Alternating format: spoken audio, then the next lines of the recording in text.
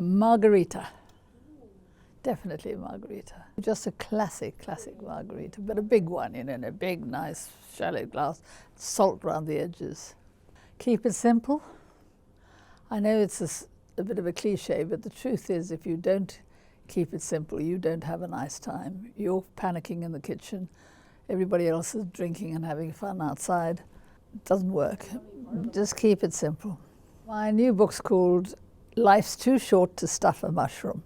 And that really says it all. I just think that people are so busy at the moment and they have so little time and not much money. But they still want really good food, not just junk or supermarket ready meals.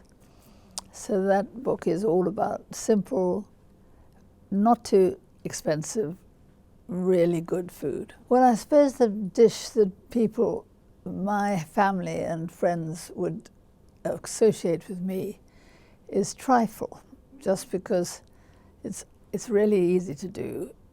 You can do it with all sorts of leftovers and, you know, pieces of stale cake or croissant or a bit of malt bread or raisin bread or anything will make a base of a good trifle. And then you need some sort of jam and some sort of booze. The booze is important, lots of booze. And then custard, which can come out of a box, and whipped cream. And it's so simple and very easy to do. And nearly always all the ingredients are in your cupboards anyway. The trick with any meal, and especially a holiday one, is that you need to balance things. It's everything. The flavors need to be balanced. You don't want everything in every course to be highly spiced. You don't want everything to be white, you know, or everything to be brown. You need a change of color. You need change of texture. You don't want everything squashy and mushy, but you don't want everything hard and crisp.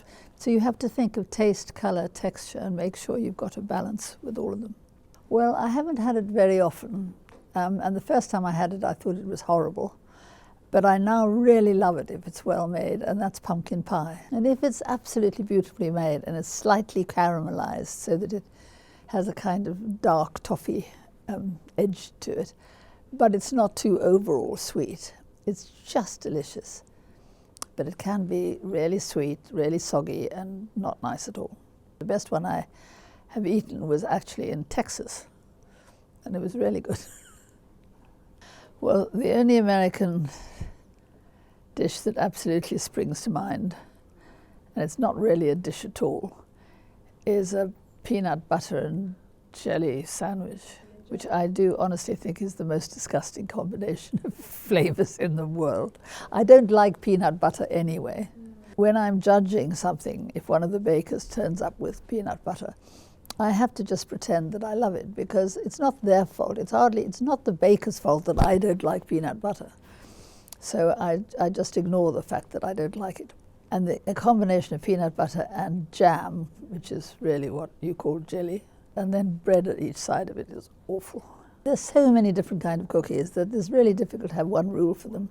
But if we just take one famous cookie like the chocolate chip cookie, the secret, I think, of it is to make them quite big for a start.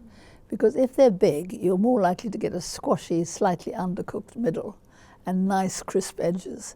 And both of those are essential for it. You want the crisp outside and you want the slightly squashy middle. If it's too baked, it'll just be like any old biscuit, perfectly nice but dry and boring.